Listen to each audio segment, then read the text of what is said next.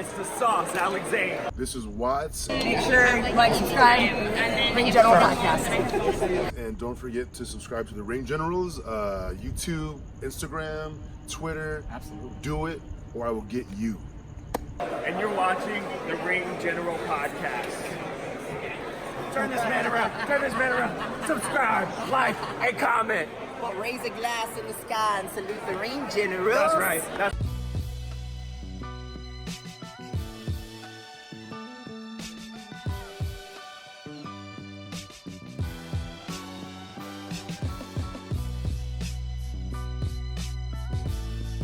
Welcome, everybody, to the Ring Generals Podcast, UFC Show special. I am Nick Nenad. Alongside me is Easy E. Eric Santos. What's cooking, guys? And the returning Jesse Chaparro. What's it going, guys?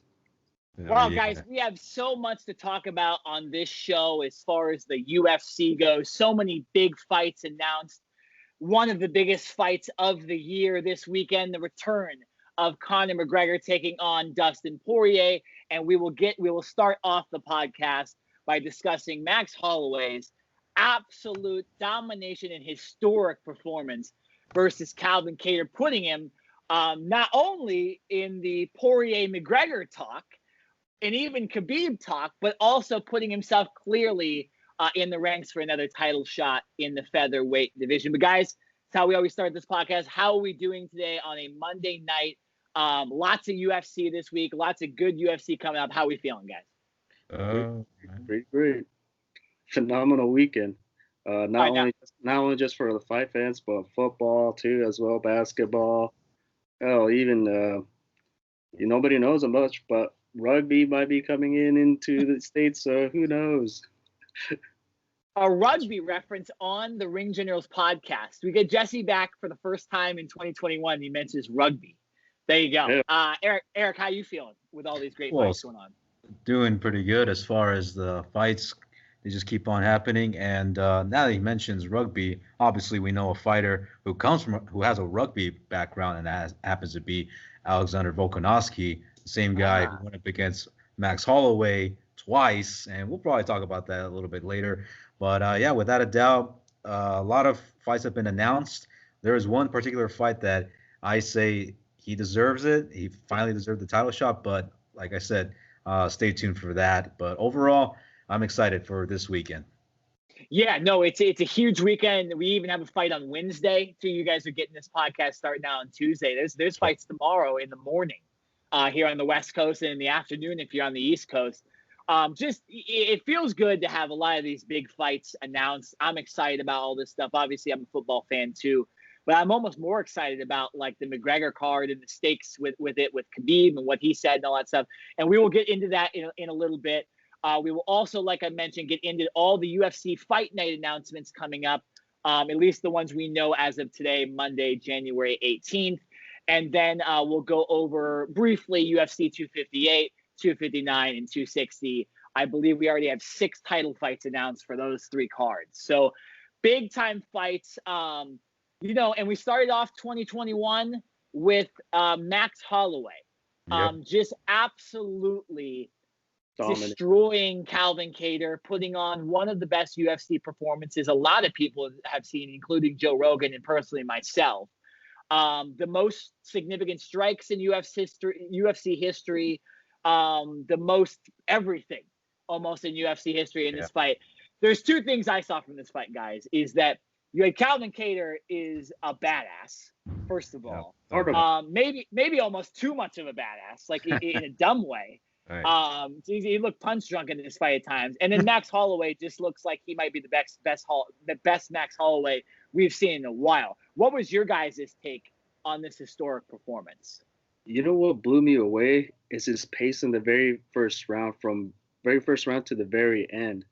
See, usually in these other fights beforehand, like in Aldo, even Ortega's, and any other fight that he's fought against any other opponent, he's always slowly picked up the pace to see where they're at. But no, he just came in, boom, started throwing punches, kicks, oblique kicks, knees. He threw a couple of spinning back kicks in the very first round. We don't see that till like at least rounds 3 and 4, you know, and but with that kind of performance on Max put it in, it's absolutely phenomenal.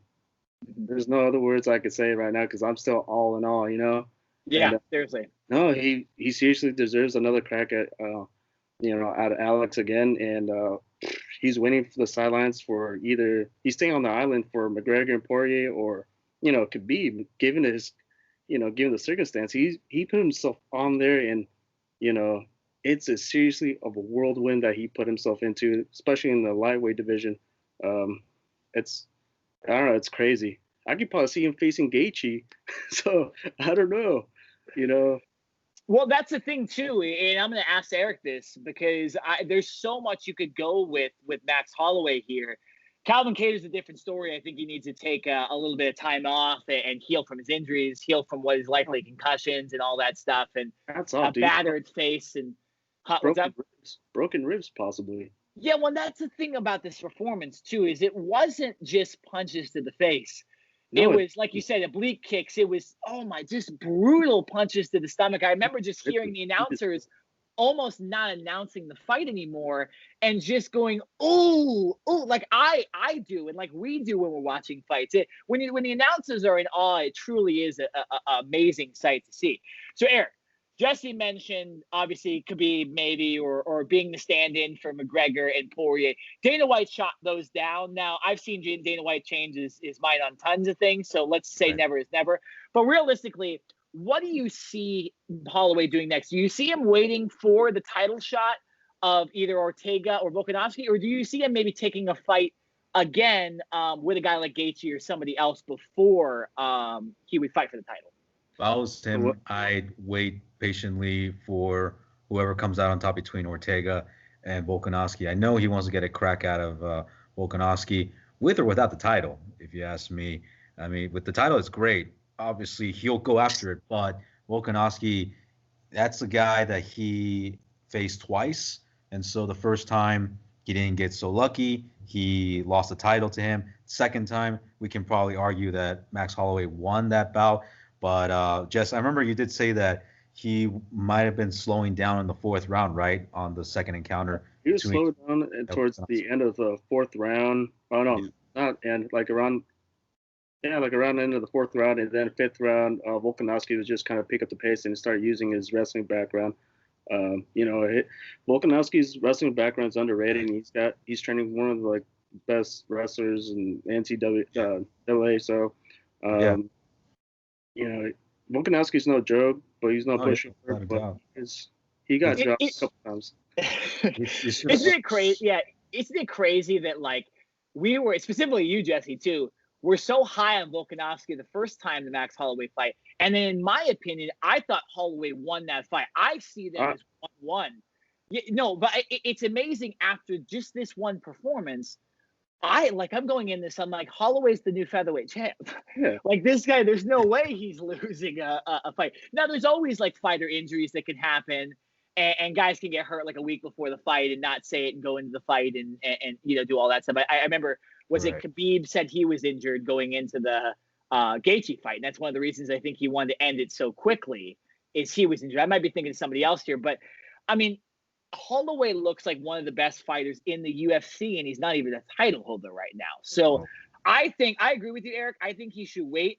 Obviously, as a fan, I would not be mad if he went after somebody like Gaethje or if he went after another boxer and just had a slugging match, but it would be definitely smarter for his career just to go after the title holder, because he's already beaten Brian Ortega.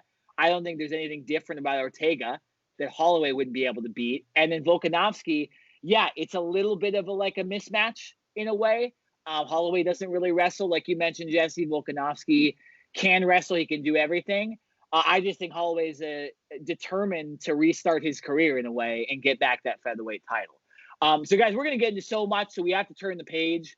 I think we're all excited about Max Holloway and the future of the featherweight division, no matter who it is. We will get into the featherweight fight a little bit later that's actually scheduled to be a championship fight. It is Ortega and Volkanovski. We'll get into that in a second. But we do want to transition into UFC 257, which happens this weekend. And we will This might be the best fight of the year potentially, or at least the most entertaining with the biggest stakes. It's Conor McGregor returning. You guys all know it. We don't need to lie and sit here and act like you don't know what's coming on this Saturday. Well, I didn't know. Just kidding. Yeah. Sorry, did I spoil you guys? Oh, I'm deeply sorry. Wow. Sorry.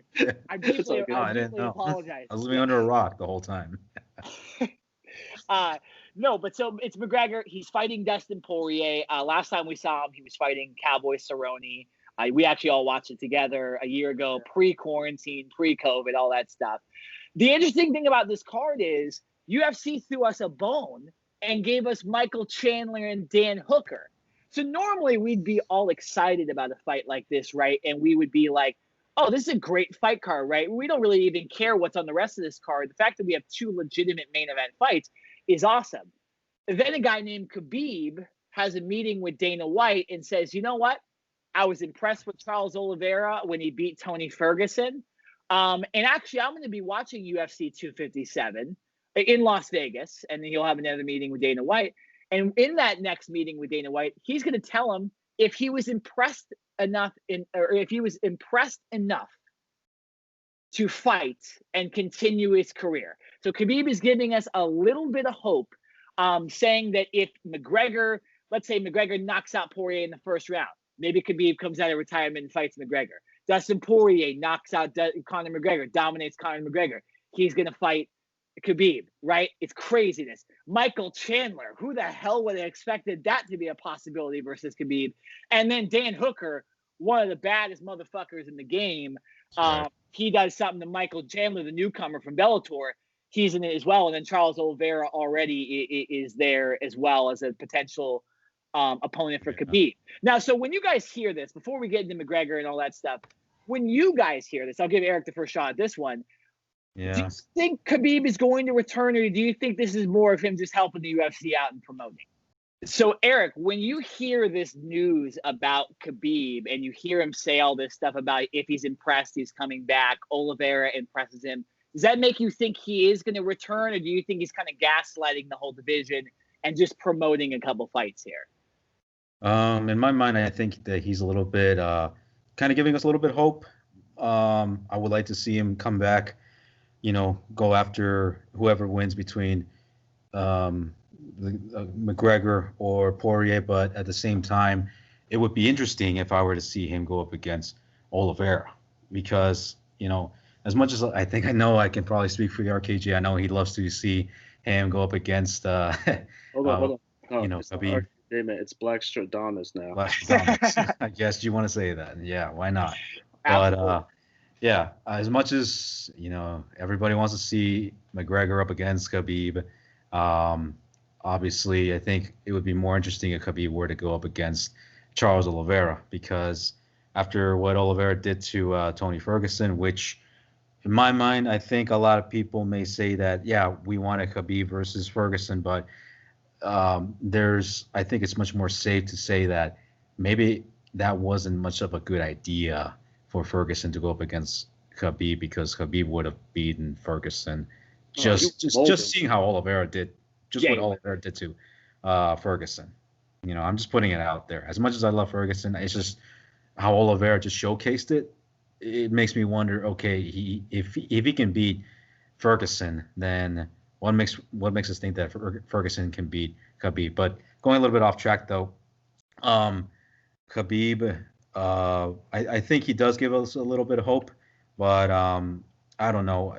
As much, with McGregor and Dustin Poirier, we see Dustin Poirier pulling some of the best fights, going up against guys like Alvarez, going up against guys like McGregor in the past, and Pettis. Yeah, and Pettis, obviously, and McGregor, him having to have those first round knockouts. I'm still trying to figure out, well, what does Khabib see that's spectacular? So if the fight's gonna end up in the first round or the second round, then what's gonna be spectacle about it? It's gonna take a lot for Khabib to see how what's spectacle about this fight. He needs to analyze, or he needs to see more than what's different about this fight than the others. So I think with Khabib is like, okay, I want to see something like impressive, something that has never been done before, other than just first round knockouts and the usual formula that we see from McGregor. I think that's what Khabib is looking forward to. That's probably what he's hinting about. Spectacular. So Jesse, I find it hard to believe with everything that Khabib has said about Conor McGregor that he really is going to give Conor McGregor a chance to fight him. Like I almost think that he's hoping that maybe like a Michael Chandler comes out of this and out wrestles somebody or something like that, and ends up being the guy because he's a newcomer and he doesn't know a lot about Khabib and stuff like that.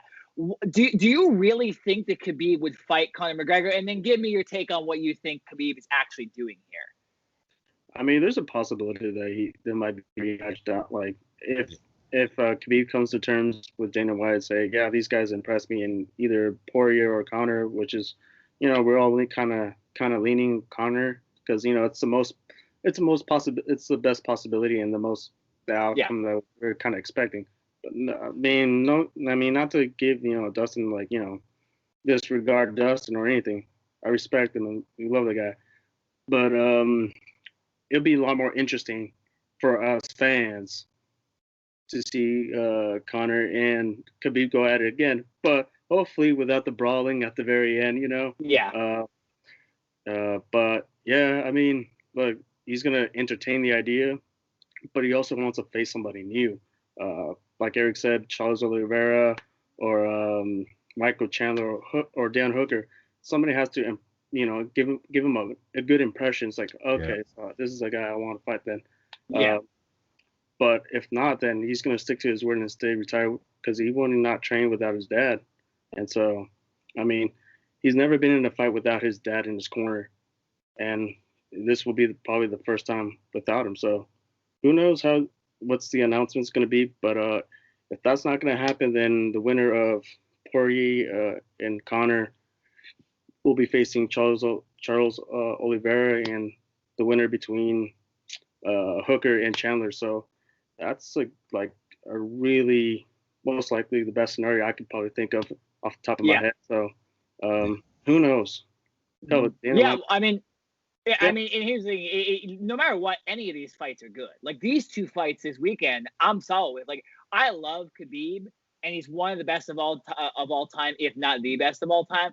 But I'm like fine with these guys running this division too. Oh, me too. You know what I'm saying? Or a guy like Holloway jumping up to 155 and being there too and trying to be champ, and Volkanovski doing the same thing. It's like the lightweight division is fine even without Khabib.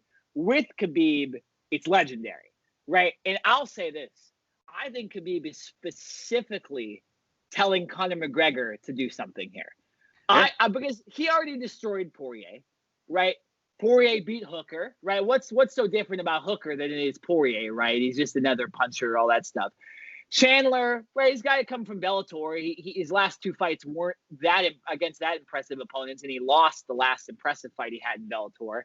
And the other one here is McGregor that's actually fighting this week. And Oliveira obviously already impressed. And I could actually see Khabib just coming out of retirement to fight Oliveira out of all of this.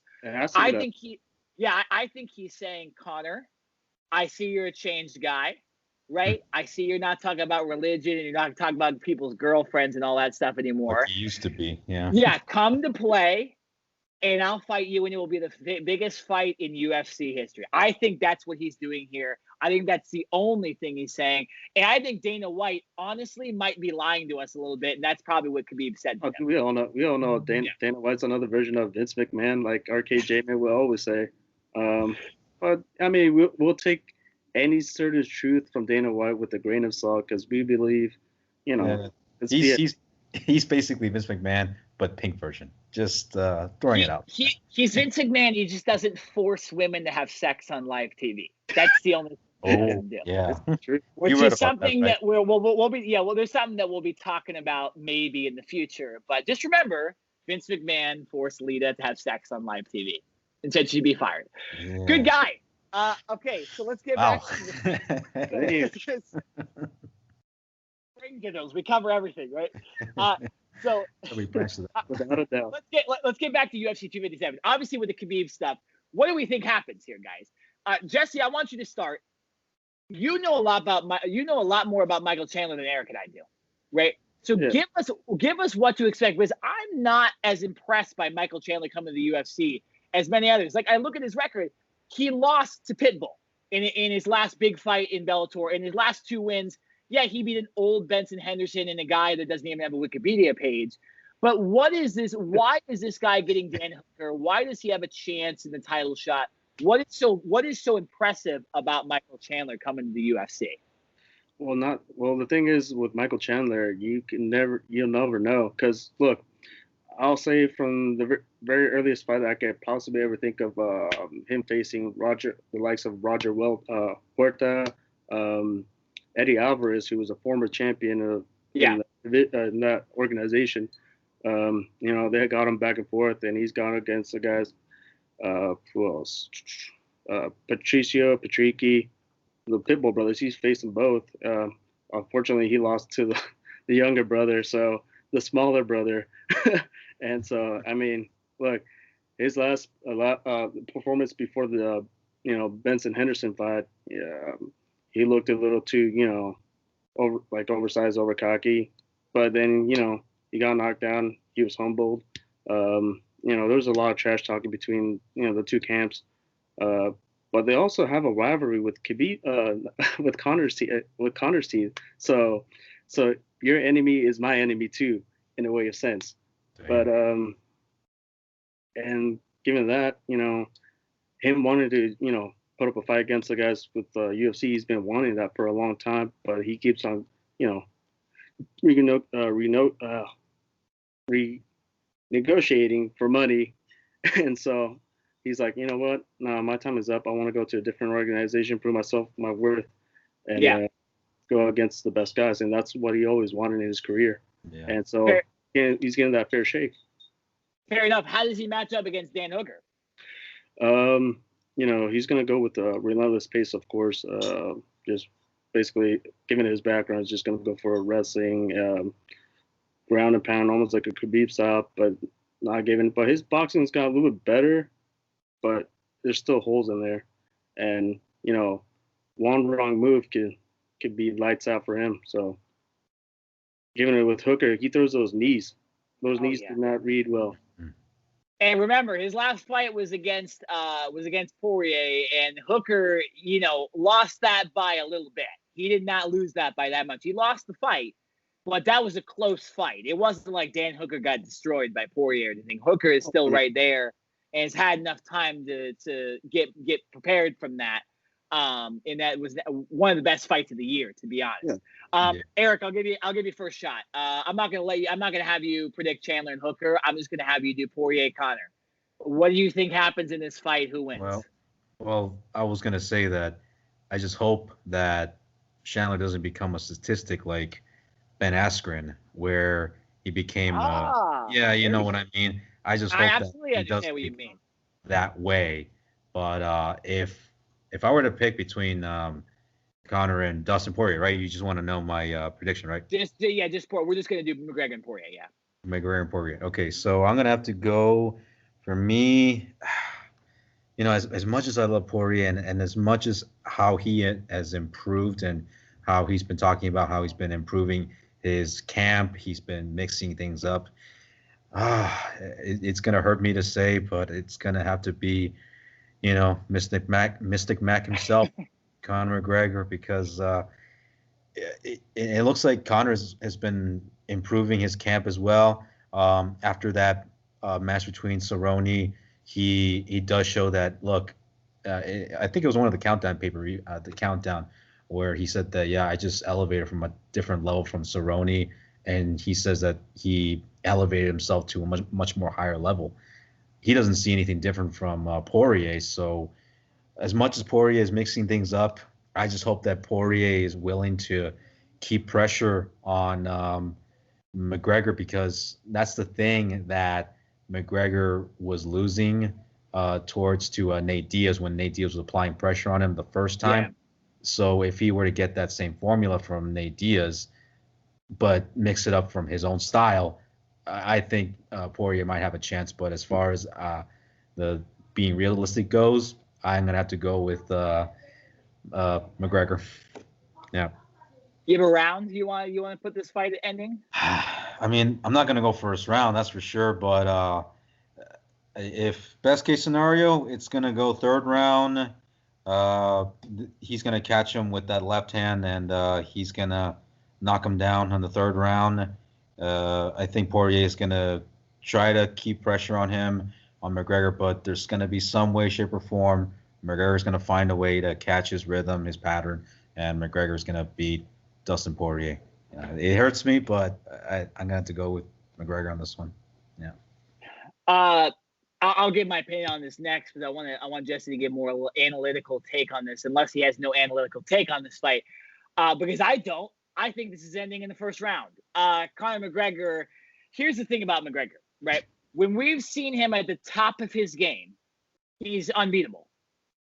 When he's a little over the top, dealing with alcohol issues, talking too much shit, not preparing, not training. Great one. McGregor loses, and those are his losses to Nate Diaz and his loss to Khabib. Yeah. He is the furthest from that right now. And when you look at Conor McGregor compared to Dustin Poirier at their peaks, McGregor's just better. And I think McGregor's at his peak, so I'm not going to go against him. And I think he wants that Khabib fight.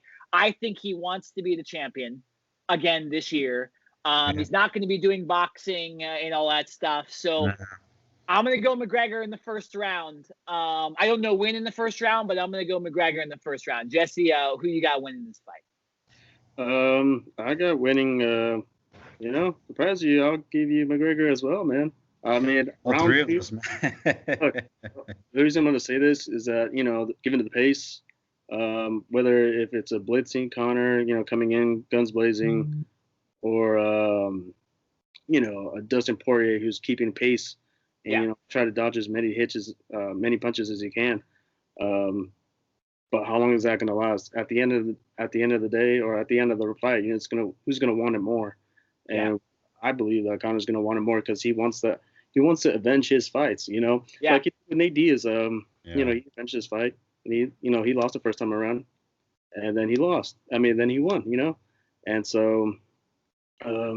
But yeah, given that chance, I see Conor winning in round 2, knockout, TKO, not submission, because we never seen him using any ground game at all. So, well, now, so Jesse, what if he does though? What if that impressive thing he could do to Khabib is to submit Dustin Poirier? If he does, that could be where a lot of these guys go with, right? Yeah. But the thing is that. Gotta win now too. If he pulls off like a standing guillotine or go for a heel hook or arm bar or something that catches the eye of Khabib, and then it could happen. But we haven't seen that in his career at all. I mean, I haven't. No, I haven't either. I would never say a guy is going to try to do that, because these guys need to win. These are all 4 of these guys fighting this weekend are beasts. They are awesome fighters. So, it's going to be good. We all got McGregor. Eric, you got him in number 3. Jesse, you got him in number 2, and I got him in number 1. So let's see who is the most correct out of the 3 of us. All right, moving on to the rest of the fights coming up this year. I'm just going to list off the fight nights that have been announced so far. Lots of good fights here, and then each of us is just going to give what we think the best one is out of those, out of the 7 I'm going to announce. So we'll go with this. So it starts this Wednesday. Michael Chiesa and Neil Magny, both coming off 2 big wins. They are fighting this Wednesday, so tomorrow. For you listening on the first day here, this Ring Generals podcast is coming out. Then in February, we have Alistair Overeem versus Alexander Volkov. Curtis Blades and Derek Lewis is another fight night coming up. Good heavyweight bout right there. Dominic Reyes makes his return after losing and getting destroyed by Jan Blachowicz. He's fighting Jiri Prochazka, he's the guy that knocked out Volkan Ozdemir. Ozdemir. And he's the guy that is very unorthodox. He came over to the UFC relatively late, but he's one of the top fighters in the UFC, especially in the light heavyweight division. So that's a very, very interesting fight in an extremely tough fight for Dominic Reyes, too. Holy shit. Then we have Leon Edwards versus Khamzat Chimaev. I know one of us is going to say that's our best fight coming forward. Derek Brunson versus the Iron Man, Kevin Holland. So you got the two Iron Men fighting on fight nights coming up this year. And then Nina Ansaroff versus Mackenzie Dern. Very interesting fight. Nina Ansaroff, obviously the wife of Amanda Nunes, just had a child. And this is her first fight since having a child. Mackenzie Dern been on a streak as well. Had a very, very tough fight in her last fight. So I will just take Chimaev and Edwards because that's the one I'm excited about the most. I think you guys all know why. It's a fight that is very interesting because it's Chimaev's first fight against a top 10, top 5 fighter in Leon Edwards. We haven't seen Leon Edwards in a very, very long time, so maybe rust there. Both guys dealing with COVID as well in the last few months. So that's why I'm interested. Eric, what's the fight besides Edwards and Chimaev you are most interested in these next coming fight nights? I think I mentioned this earlier. Yeah, it's gonna have to go with the fight that I'm looking forward to for the next few months. Would have to be Stipe Miocic, the world heavyweight champion, versus Francis. Wait, hold on. No, you got name fight nights. The ones that I just I thought we were doing main event. I thought we were doing the main event. We're gonna get to those. We're gonna get to those because I think we're all excited about fights. Besides that, the ones I've announced, it's non-title fights. But besides that, Overeem and Volkov, that one's coming up as well. So I'm gonna have to go with that one as far as fight night goes. And so for that being said, fight night for that, and like I said, the other pay-per-view that I was telling you guys, He's so excited about Ngannou. I know. He's not even following the rules of the podcast. I know. I'm not even following the rules anymore. Yeah. So Jesse, what fight are you most excited about besides those two? I got Chiesa and Magny. That's the one I've been looking for a long time. Leon Edwards is another one. There's a possibility that Leon Edwards, it's a different weight division. No, Leon's welterweight, right? Yeah. I believe this is a welterweight fight. Yeah. Okay. Yeah. See. No, but Leon Magny and Michael Chiesa is the one I've been looking for a long ass time. So I'm looking forward for that one. Chiesa had a very impressive win in his last fight. I can't remember exactly who he beat, but it was very surprising. And Chiesa looks really big in this division, correct? He looks great. The right guy? Yeah. So I'm excited. I'm excited to see Chiesa, and Magny's obviously a beast too. So that's going to be a great fight as well. Yeah, all these fights are very impressive and have a kind of mind of their own. Blades Lewis might be the next opponent for John Jones, right? You might see the winner of that be the next opponent for John Jones. Hopefully it's Lewis, but because Blades gets a little boring in the ring sometimes. No offense. But John Jones, we want to see a good fight with that. But all right, so let's move on. So the championship fights coming up. Eric, here are your championship fights, okay? So sorry, just too much activity. Okay. So I'm kind of wondering, damn, kind of losing my focus in a way, You have UFC 258 coming up. It's headlined by Kamaru Usman and Gilbert Burns, a fight that was supposed to happen in 2020. Masvidal took the place of Burns, who tested positive for COVID. Usman dominated Masvidal in that fight. Masvidal on a week's notice or something like that. Very short notice on that fight. Also on this card, Chris Weidman, Uriah Hall, Kelvin Gastelum, and Ian Heintz, and many others on this card. So that is UFC 258. That is happening on February 13th. UFC 259 is beyond stacked. One of the best fight cards I've ever seen. I'll start with the guys on the undercard. You have Islam Makhachev versus Drew Dober.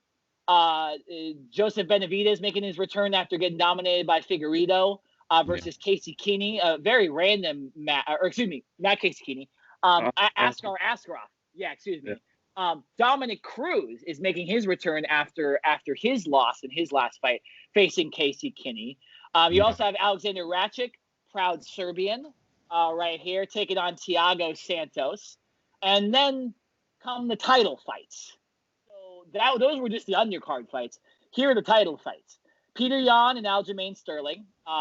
Very interesting bantamweight title fight. Amanda Nunes versus Megan Anderson. One of Nunez's better opponents in recent memory. And then headlining is the champ fight. UFC light heavyweight championship on the line. Jan Blachowicz defending against the middleweight champion Israel Adesanya. We got Izzy coming back. So that is an awesome card. And then UFC 260 has been announced as Alexander Volkov and Brian Ortega, like we mentioned, the winner of that likely facing Max Holloway. And then here you go, Eric. Stipe Miocic. Oh, yeah. Francis Ngannou for the heavyweight championship. That fight has not been officially announced, I believe, but it is about 95% done. Yeah. Man, our boy Francis might actually get the heavyweight title and might have to face John Jones in his first defense. What a poor thing to happen to Francis Ngannou. But so, guys, let's talk about 258 really quickly. We're not going to be predicting these fights, but your guys' thoughts on Usman and Burns. This was a fight that was supposed to happen. Obviously, will be more competitive, we think, than Masvidal and Usman, especially with Masvidal on short notice. I'll give you the floor first, Jesse. What's your thoughts on this fight? Don't give a prediction or anything, but your thoughts when you first heard this fight announced. Finally. Which fight? Usman Burns. Usman and Burns. Wow. You know what? I'm gonna go with Gilbert Burns. He looked phenomenal against Ty Wood. So he dominated him. So. Don't you think Ty Wood is a level lower than Usman, though? So you're taking a lot from the Woodley win. Oh no, but you can't disregard Gilbert Burns' ground game. His jiu-jitsu is phenomenal. So you can't give him that. Too, because I believe, who did he fight before he fought Woodley? It was the legend. Who was it? One of the best submission artists, Damian Maia. He fought Damian. He knocked Damian Maia to hell in that fight. So he's used to fighting the wrestler types too, and now he's getting one of the best. So very interesting matchup there. What's your first thoughts, Eric, when you hear of Burns and Usman? It was a long time coming because this fight should have happened beforehand. But obviously, we've seen Usman go up against guys like Colby Covington, Gamebred Masvidal. But with Gilbert Burns, it's deserving for him to go up against Usman. It's just that Usman was just so busy with the other guys. And so I think that's what kept him away from going up against Gilbert Burns. But once Gilbert Burns had the title shot, it was timing that it was going to happen. They said that it was going to happen earlier 2020, right? When they were going to have. Yeah, it was supposed to be when Masvidal fought Usman. Yeah, that was supposed to be Burns. Yeah. And stepped in. Yeah, and then so that got delayed for that, and so now we're finally getting it. I'm excited for it. Without a doubt, this is something that's been building up, like I said. So, who do I have in this one? Burns or Usman? It's gonna have to go. I'm gonna have to go with Usman on this one. I think Gilbert Burns, he might have a slight edge. But worst case scenario for Burns is gonna go to decision, and with that, it's gonna have Usman win the match, unanimous decision. The same way what happened with Masvidal. He's just gonna wrestle him, and he's just gonna take him down. Just try to box him.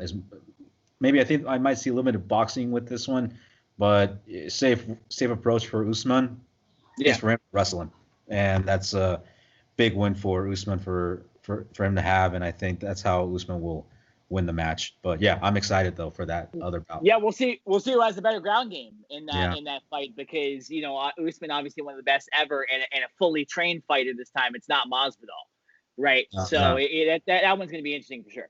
All right, moving on to 259. Obviously, we have the three title fights. We have Amanda Nunes versus Megan Anderson. We have Aljamain Sterling versus Peter Yan. And we have Blachowicz Adesanya. So what I want you guys to give me is, what do you think the best fight is going to be? Because obviously I think when you look at star power, it's Israel Adesanya trying to be the champ. Does he dominate that fight? What do you think the best fight is on this card as far as the championship fights between those three? Eric, I'll let you go first. Well, I would say maybe man, probably the fight that I'm looking forward to in that pay-per-view card had to be Amanda Nunes, if you ask me, because Amanda Nunes, I thought that she was hinting that she was going to retire, right? She was hinting that she was going to retire earlier. She did, yeah. No, she absolutely, she did. Yeah, because she had her child with Nina Ansaroff, and then obviously said that she might want to focus, but it's a pretty quick turnaround from when she said that too. But she fought in it was in the summer, I believe, when she fought. She dominated whoever she fought, and she did hint that she might be going away for a while. Yeah, exactly. So, there's a little bit of retirement, but to go on, Eric. Sorry, I didn't mean to interrupt. So I think I'm looking forward to just strictly Amanda in that one, just to see what the end result will be like. Obviously, I think that she'll come out on top. No disrespect. So I think for Amanda, she'll come out on top. I just don't think that Amanda. I see her retiring anytime soon. So I think that's why. Other than that, I think that's probably the only thing that I'm looking forward to the next pay-per-view for 258, right? Yeah. Yeah. 259. 259. Yeah. I think that's probably the only thing that I can look forward to. Yeah. So, Jesse, out of these three fights, what's the one you think will be the best fight, the most competitive one, and the least lopsided? I got two actually. Okay. One's a non-title fight, so it's a rounder. Islam Makhachev and what a fight! Yeah. Khabib's teammate versus Gaethje's teammate. So that's another one. So it's pretty awesome. And then for a title fight, it's got to be. I'm gonna go with Adesanya and Blachowicz. So, no, I mean and what stylistically do you like about the Adesanya fight that you think is going to be competitive? So you don't think Israel is going to be able to just dominate like he usually does? I don't think he'll dominate like in a fashion like he did with Costa. Because if you look at Blachowicz's last performance against Dominic Reyes, he was throwing those kicks to the liver, and God. You know how bruised those ribs of Dominic Reyes were? It was showing. It was purple and blue. My dad didn't even want to watch the fight anymore. That looked so bad. He's like, this guy's gonna die in the ring. He's got like a burst like lung. I mean, look, you can't put down an underdog like Blachowicz was. So I mean, he's an underdog and he came out on top and victorious. So and his leg kicks are brutal. So and same as Adesanya, we saw in a display against Costa, and look what he did to him. He dismantled him. So it's an interesting fight. What I'm going to give the power to is Blachowicz, but speed and technical ability will be leaning towards Adesanya. I could see that being a close fight too that goes the distance, and Adesanya gets a round win. 3-2 win, something like that, or maybe 4-1. I don't see Adesanya dominate that fight at all either. It just worked out, guys, because I think the best fight on this card is going to be Jan and Aljamain Sterling, because you saw what Peter Yan did to Jose Aldo. Now, obviously, that fight should have ended a lot earlier than it did, but to dominate a legend like that is very impressive. And Aljamain Sterling has been going up the bantamweight ranks faster than really anybody, and has wanted this title shot for a long time. So I'm most excited about that one. The smaller guys tend to not knock each other out as much. These guys are fast. These guys are faster than anybody in any other division besides the flyweight. Exactly. And just look at what happened with the last flyweight championship fight, right? Just an awesome fight. So I'm looking forward to that for 259 and many of those under. I'm excited to see Dominic Reyes' return as well. All right, UFC 260. Is obviously we have two big championship fights on this. You have Brian Ortega versus Alexander Volkanovski, and we have Stipe and Ngannou. So We're not going to say Stipe first, Stipe Ngannou first, because we know that's the one we want to talk about the most. And I think that's the most like lopsided fight as far as like one thing's going to happen or another thing's going to happen. But so Volkanovski Ortega, Ortega looked really, really good in his last fight. Volkanovski's looked really good in all of his fights, and he's beaten Max Holloway twice. We can say that we think he lost to Max Holloway, but regardless, we have a championship fight here, and he probably would be fighting Ortega anyways, even if he didn't have the title on him. So Jesse, what do you think about this matchup of another boxer versus Volkanovski's kind of more mixed talent here? To be honest, I don't see Ortega winning this fight at all. Yeah. It's gonna be basically come out like almost the same outcome as if he was facing Max. Max had a tougher time fighting against Volkanovski, and he had he was taller, faster, but his kicks were effective. So whatever Ortega plans to throw, it won't work on Volkanovski. I'm not saying Volkanovski's invincible, but given the displays that he gave in the last couple of fights, I don't see anything happening. I don't see the title changing hands to Ortega. Ortega hasn't impressed me at all, to be honest. So look what he did to Korean Zombie. Korean Zombie, I love the guy, but I think that he was like kind of in over his head, and so it was just trash talking. Both fighters pulling out for one thing or the other. But yeah, given that, Volkanovski wins either by TKO or unanimous decision. Yeah, no, it sucks for Ortega and Volkanovski because after what we saw Holloway do, we're all like, it doesn't matter who wins this. Holloway's winning, right? Like, it's kind of one of those things where even when it was like Stipe and Cormier, it's like, okay, well, when you face John Jones or Francis, you guys are losing, one of you two, right? And so I feel bad for these two guys. I think it will be a little bit more competitive than you, Jesse. I think Ortega looked really good against Korean Zombie. He had a different mindset, right? And so I always will give credit to that more than anything. And I think Volkanovski, 2 title fights against Max Holloway, maybe he underestimates Ortega a bit. I would go Volkanovski in decision, but you never know. We've seen different stuff happen. If Ortega is just like dead set in beating this man, I could see Ortega winning. But if I had a gun to my head, I'd pick Volkanovski. Eric, what's your thoughts on a fight like this? I'm going to disagree with you, Jesse. I think Brian Ortega looked really good up against Korean Zombie, but does he have what it takes to go up against Volkanovski? It's going to be a tough challenge, if you ask me, because Volkanovski is just on a whole different level. If Ortega were to keep the momentum going from what he had from Korean Zombie when he went up against him, if he still has the same momentum going into the match against him, I think he will have a chance if he just keeps the pressure on him, just boxes him. But just Volkanovski is just a whole different breed. And I think with that being said, Volkanovski is one of those guys where what he did to Max Holloway, that's a guy that Max Holloway went up against with Brian Ortega, and Max Holloway beat Ortega.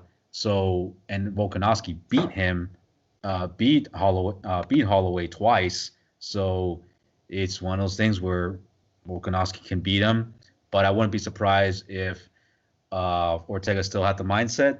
They were to keep the bout going all 5 rounds. And so I would see Ortega winning as far as like decision goes. But if I'm going to pick one, it's going to have to be Volkanovski. And so Volkanovski just would wrestle him and do. From what you guys were saying is that we could all fairly agree Volkanovski will take that W. Yeah, yes. Yeah, but best case scenario, if Ortega were to go all 5 rounds and land as many punches, he might have a chance. There might be some luck, but I'm going to go safer on a safer ground. It's going to have to be Volkanovski. That we all agree. I mean, it makes it Volkanovski one of the best fighters in the world, and I think it's him and Holloway real out there, and then we'll see what Zabit if he can get up there, and he'll need another fight before a title fight too. So very, very interesting stuff. All right, Eric, I'm going to give you the last prediction on this because I know you're so excited about this. Yeah. Stipe versus Francis Ngannou. Obviously, the first time they fought, I don't count it. Doesn't count. Doesn't All count. right? It never existed.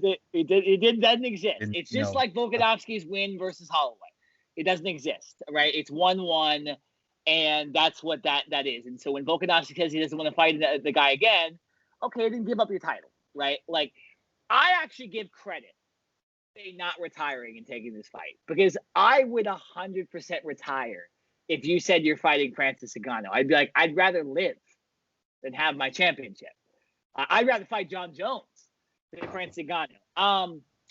You know, I see this as Francis Ngannou knocking out Stipe.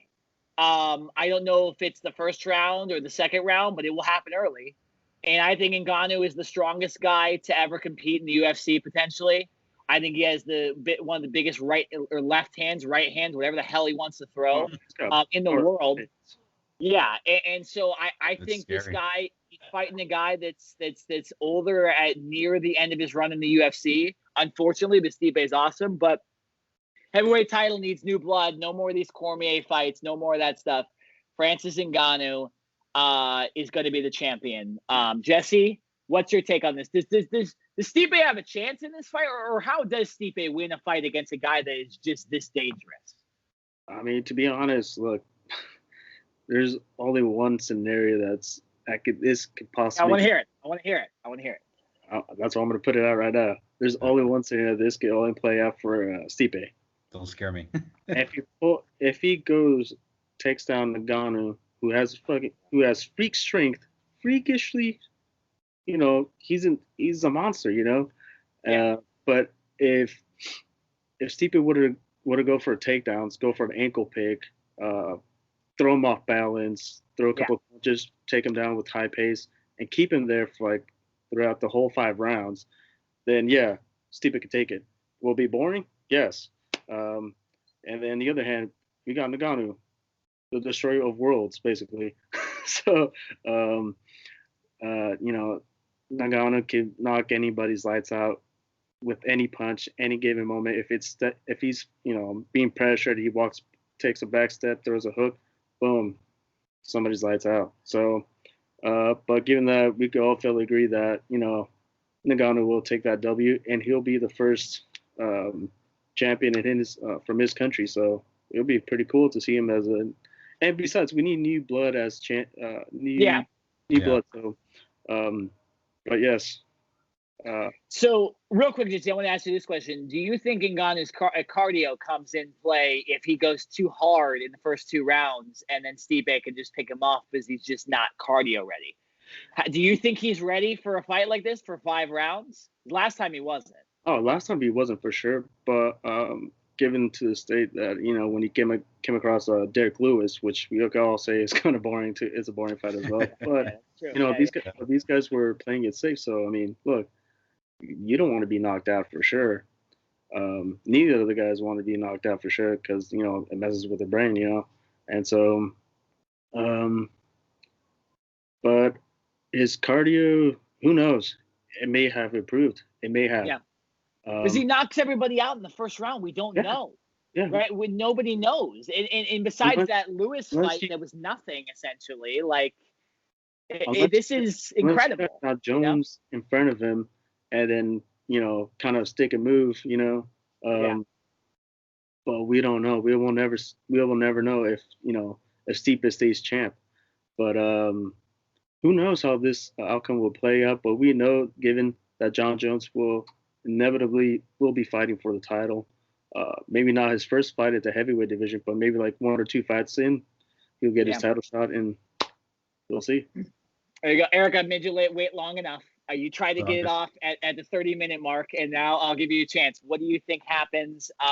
Francis Ngannou, Stipe, you're excited about this fight more than anything else. What's your thoughts on this? Been a long time coming. Another fight that's been a long time coming. It's easy for me to pick Francis Ngannou to be the winner, but at the same time, I'm looking at how much Francis Ngannou has improved as a fighter ever since that first bout that he had with for sure. Stipe. So I think we've all forgotten about how much he's improved going up against guys like JDS, Rosenstruck, Cain Velasquez. You know, the list goes on. Just making him wait. Yeah, And that's the thing that making Francis Ngannou wait for that title shot. I think that's what It's criminal. made him a lot more it is dangerous. criminal. Yeah, a lot more dangerous, and obviously starving for a title shot. And he's finally getting the title shot. So now we're gonna see how much improvement there has been for Francis Ngannou inside the octagon to go up against Stipe. The last fight that Stipe had was against DC. So we haven't seen much of Stipe since then. So it's going to be very interesting seeing Stipe trying to go for a takedown against a guy like Francis Ngannou. So, you know, as far as that goes, he's going to have to rely on his boxing, but I just see Francis just so durable and absorbing those punches. But I don't know, it's one of those things where Stipe can sharpen up those right hands of his, those left hands. He doesn't have to, unless he can pick them apart, like for example, Adesanya versus Costa. Unless he can pick them apart just like that, then that could be another. Yeah, that's a good example. I think he has to do that, right? Yeah. Because you can't get punched. He has to immobilize. He has to immobilize. What's it called? Francis Ngannou's movement, because after that, then he's screwed. If he can't do that, he's definitely screwed. So no, you know, that's a lot of great analysis, but I think Stipe needs to bring his fucking fire hose into the ring and I don't think that's even enough. I don't think that's enough. Shoot water at Ngannou's legs to knock him down. Okay, this is all great analysis, but no, I love it, guys. You'll just go like this. I expected us to kind of joke around on this one necessarily, but we did a lot of good analysis. So guys, what we're telling you is there's a lot of fucking good shit coming on soon. And for the UFC, I couldn't be more excited. I think we did this show around the same time last year, and I think it's better now what we're talking about here than it was last year. I know we had Wilder and Fury and all that stuff, but I mean, we have some good fights and all that stuff. And I got it right there. I believe Joshua and Fury is almost signed as well. Yep. So that will be something we'll talk about when it's officially announced. Not that Ngannou and Stipe is when it's in writing. When it's in writing. It's writing. But Eddie Hearn came out and said the financials are figured out. Now they're just figuring out a date and all that stuff. So very, very fun stuff, guys. I love it. What a fucking podcast. Jesse, welcome back. It's been a long time. I'm glad you could come on the UFC show too. That it fits you perfectly, and I'm excited to watch this fight this weekend with McGregor. I'm excited to see that wake up on tomorrow and see on Wednesday because we're recording here. Obviously, you guys are seeing this on Tuesday. Super excited. But Jesse, you haven't been here for a long time. I'll let you close this out and end this podcast correctly. I mean, I can't do it as great as my good friend and colleague RK J-Man, aka Black Stradamus. Much love to you, brother. As always, raise the glass and salute to the ring generals.